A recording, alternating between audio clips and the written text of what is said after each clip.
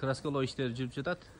Мына Кара Суу району Телман айылындагы мындан 1 апта мурун панелде установка кылып атканда тарткан элек. Азыр мына краскалоо иштери жүрүп жатат. Мына красканы биринчисин она карап болуп турбай, ошо жерлерин биринчи компрессор менен чачып алган.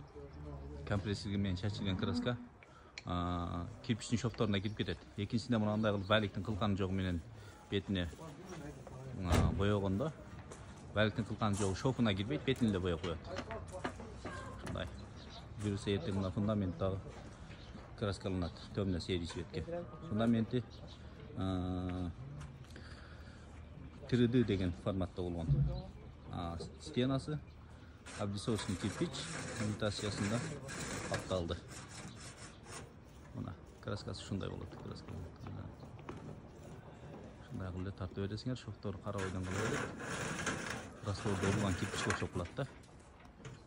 Эгер биз менен байланышамын десеңиз, экрандагы номерлерге звондаңыз.